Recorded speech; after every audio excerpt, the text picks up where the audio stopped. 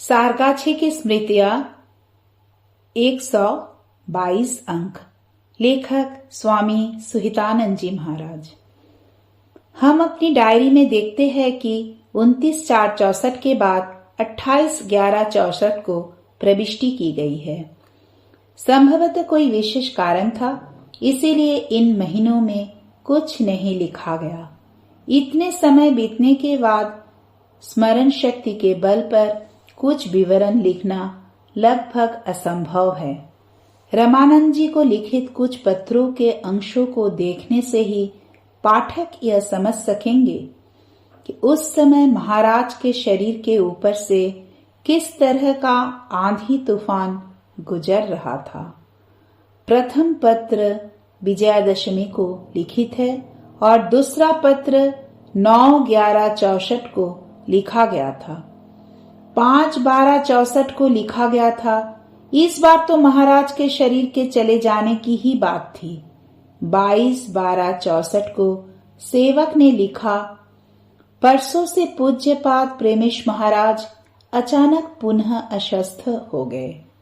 आज उनकी स्थिति पहले से बेहतर है। श्री रामकृष्ण, वाराणसी। विजयादशमी। प्रिय विष्णु चैतन्य, तुम शुभ विजया के संबंध में मेरा स्नेहालिंगन, प्रीति और शुभेच्छा जानना। तुम्हारे 7-10 और 8-10 के पत्र में तुम्हारा कार्य विवरण पाकर मैं अतीव आशान्वित हूँ। श्री ठाकुर के चरणों में यही प्रार्थना निवेदित करता हूँ कि उनके श्री चरणों की प्राप्ति न होने तक तुम उनके पद से तिल भर भी विचलित ना हो। मेरे शरीर की स्थिति प्राय एक ही तरह की है। अपना कुशल समाचार देना, मेरा स्नेह शुभेच्छा जानना। इति शुभाकांक्षी प्रेमेशानंद।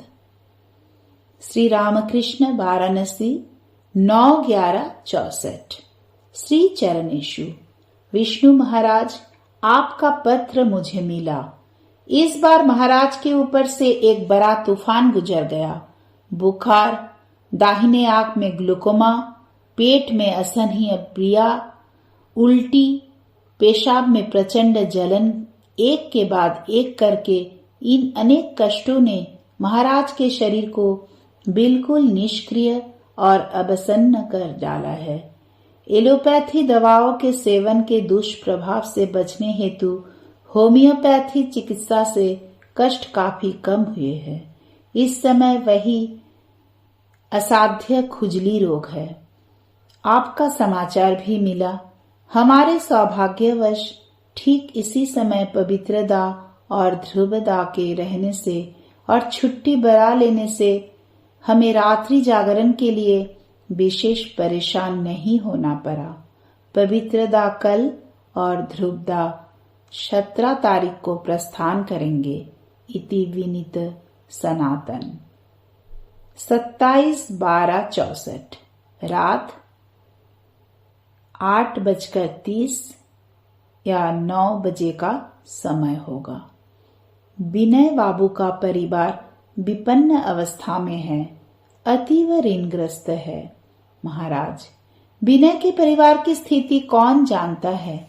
मैं विनय से 2-4 बातें कर रहा था, तभी एक व्यक्ति आकर सामने बैठकर कुछ बातें कहने लगा। उसके सामने कुछ कहने का उपाय नहीं था। सभी बातों में वह टंग अड़ाएगा। फिर इस मोक्षदा मोहन का बचपन से ही यही स्वभाव है। एक बार इस अंचल में कुछ ब्राह्मण विद्वान आए थे। उनके साथ कुछ गंभीर विषयों पर मैं चर्चा कर रहा था। तभी वह बड़े धीरे धीरे आकर मेरे पास बैठ गया तथा बीच बीच में कुछ बातें कहने लगा।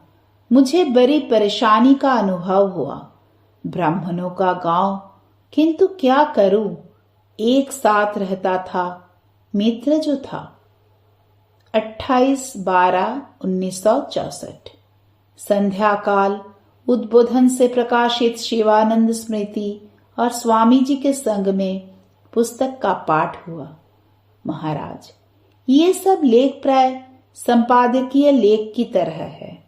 एक बार पढ़ने से बहुत अच्छा लगता है, खूब भाव जगता है और श्री रामकृष्ण वचनामृत की तरह आंखों के सामने सब दृश्य छा जाते हैं। इस बार की लीला अद्भुत है। ठाकुर, माँ, स्वामी जी तीनों ही अपूर्व है। इन सब बातों की धारणा करने के लिए तपस्या करने की आवश्यकता है, अन्यथा कोई एक घटना अस्वाभाविक और गौरवशाली तथा ऐश्वर्यपूर्ण लगती है, किंतु भीतर के सौंदर्य, माधुर्य और जगत के हित के लिए उस घटना का क्या अवदान है, यह सब समझ में नहीं आता। मैंने सारा जीवन भाव को लेकर बिताया और अंतिम काल में शायद काशी में मृत्यु हो। मैं अपने ऐसे स्वामी जी को नहीं देख पाऊंगा। मैं कहता हूं, मैं मुक्ति फुक्ति नहीं चाहता। स्वामी जी नंगे पांव खोल बजाते हुए दुखिनी ब्राह्मणीर कोले नामक गीत गाते गाते जाएंगे और मैं उनका चेहरा, कंठस्वर और नित्य देखूंगा। मैं जानता हूं कि मुक्ति होने पर मैं नहीं रहूंगा। फिर भी मन में आता है कि इन्हें छोड़कर कहाँ जाऊंगा। मैंने एक स्थान लिखा है, आनंदमय कोश से भी वापसी हो सकती है। वह देखो, मां भी लगभग ऐसी ही बात कहती है।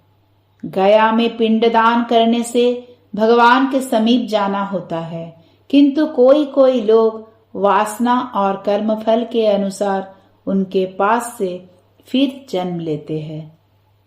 30/12/1964।